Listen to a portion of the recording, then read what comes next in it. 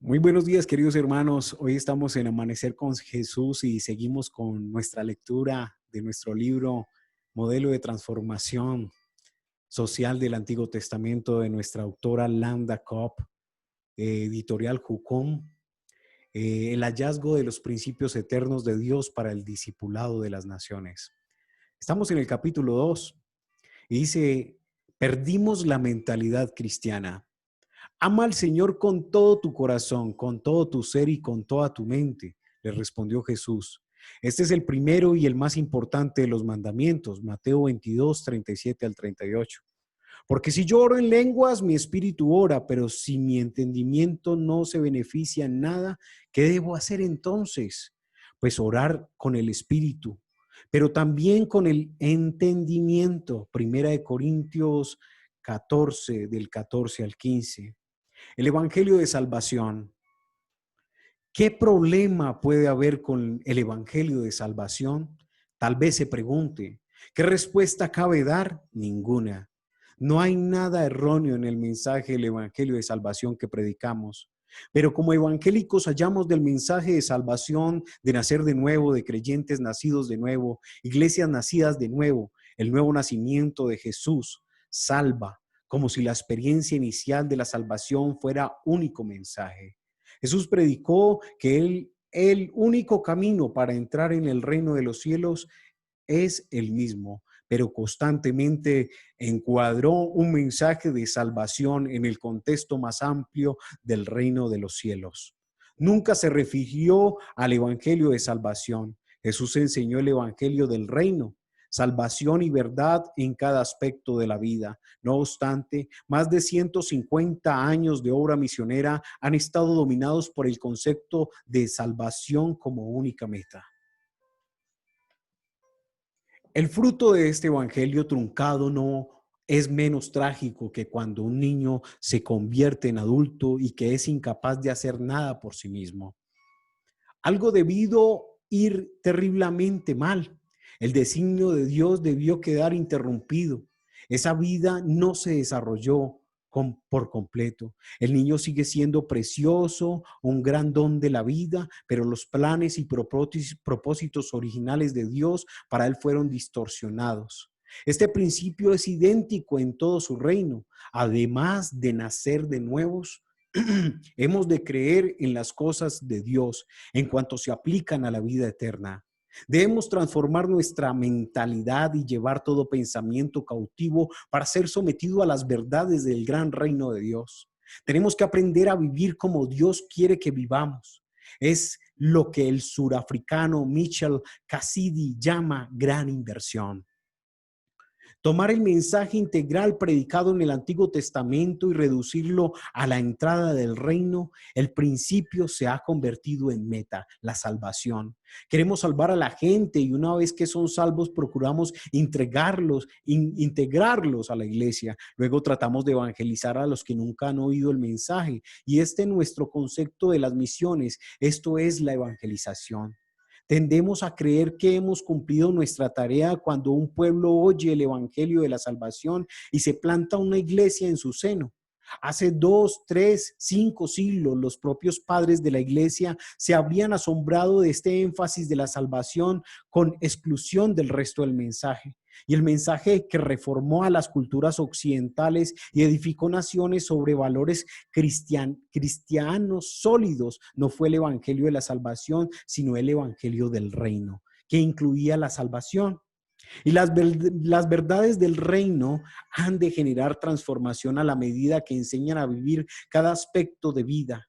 Las vidas transformadas han de ser sal y luz para la familia, el vecindario, la comunidad y por último la nación, y hacer de ellos mejores lugares en los que vivir. No serán comunidades perfectas ni el cielo en la tierra, pero sí mejores, porque la influencia del bien será equivalente y no superior a la del mal.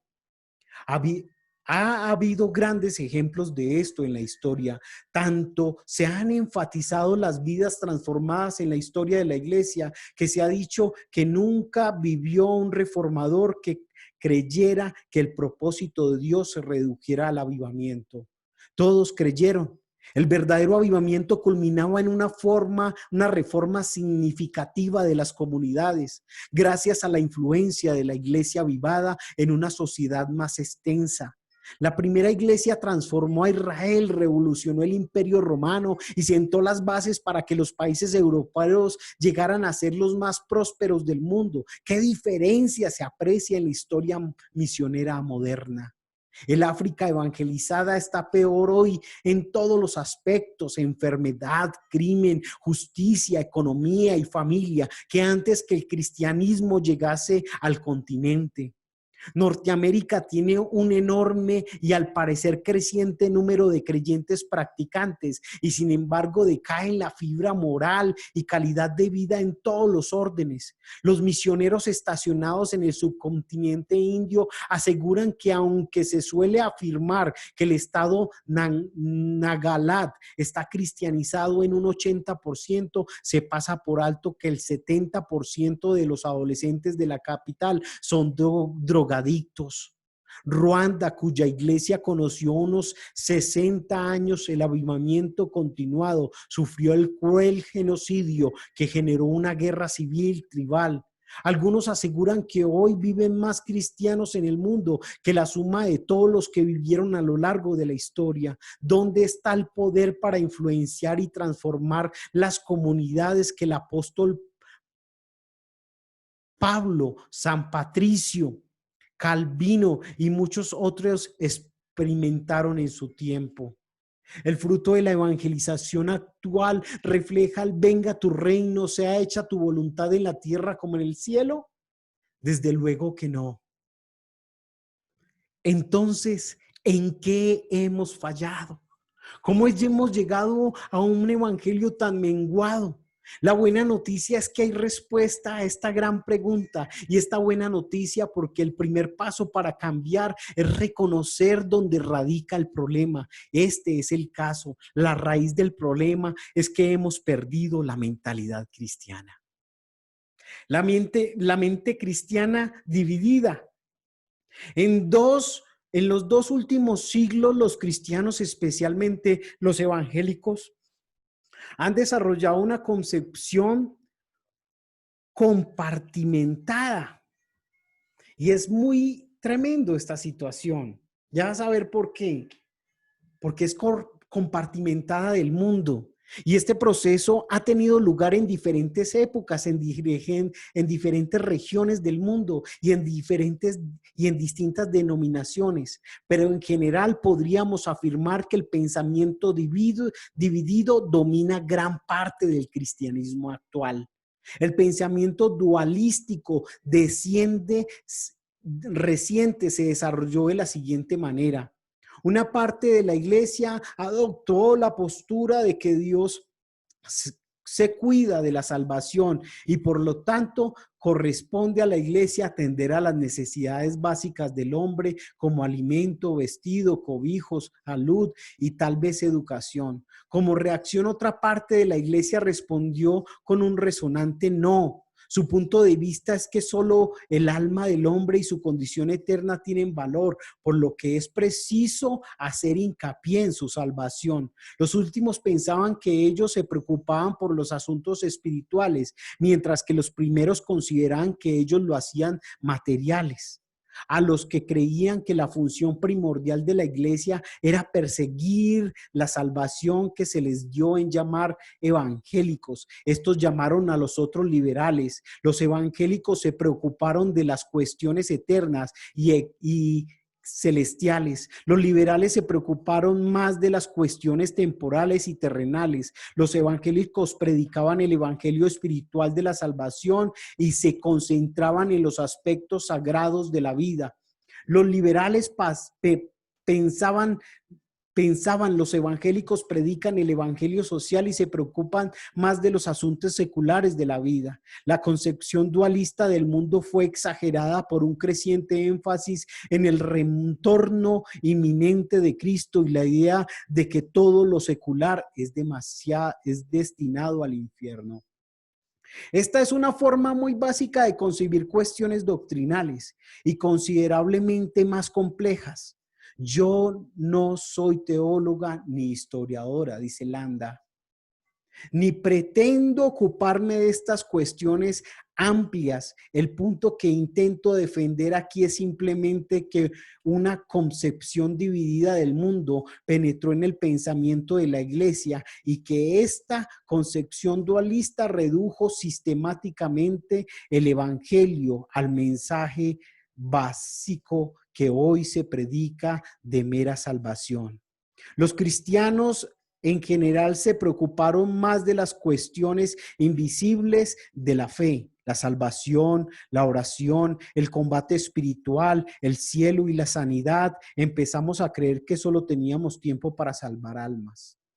Perdimos la mentalidad cristiana.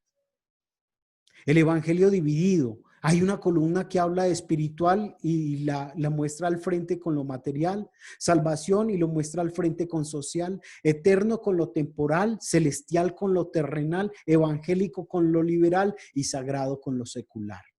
Y la tragedia de esta división suele ocurrir que en ambas partes tienen razón y ambas estaban equivocadas, pero cada una de ellas defiende sus propios intereses, mas no da la unanimidad a lo que Dios la ha llamado a una eterna realidad del reino de los cielos aquí en la tierra. Los evangélicos tenían razón por lo que respecta al objetivo del evangelio y estaban equivocados por lo que respecta a los asuntos del evangelio. Según ellos, no debía tener en cuenta el evangelio del reino que Jesús enseñó basado en toda enseñanza de Dios a Israel a través de Moisés y de los profetas. Fue un mensaje que trataba del pecado y de la salvación, del cielo y del infierno, de la oración y el combate espiritual. Los liberales estaban en lo cierto, porque también en su mensaje, que incluye el deseo de Dios que haya justicia en el gobierno, equidad en la economía y un buen uso de la ciencia y la tecnología, la comunicación y las familias, las artes y la vida en general, la conciencia de un evangelio rebajado y dualista es obvia en el mundo en que vivimos. Nunca habíamos habido más cristianos en más iglesias, en más países y en más lenguas del mundo, pero creo que también sería justo añadir que nunca antes de la extensión de la iglesia han ejercido menos influencia en las comunidades circundantes. La iglesia cristiana actual es una iglesia extensa y débil porque ha perdido gran parte del mensaje evangélico. Nos atrevemos a asegurar que los aspectos sociales y económicos y judiciales de nuestras comunidades no nos preocupan. Tenemos una concepción dividida del mundo. Somos líderes espirituales y no tenemos por qué preocuparnos de los asuntos seculares, pero no hemos de dejar de predicar el mensaje de salvación, aunque sí necesitamos desesperadamente recuperar las verdades esenciales del resto del mensaje evangélico, del reino de Dios. Tenemos que renovar nuestra mentalidad cristiana y experimentar una transformación de vida, conformando el pensamiento a la mentalidad de Cristo. Entonces la iglesia del siglo XXI trastornará el mundo y el cuerpo de Cristo. Además de ser grande y diverso, recuperará su capacidad de influencia. Hemos finalizado nuestro segundo capítulo de la doctora Landa Cobb, de su libro El modelo de transformación social del Antiguo Testamento.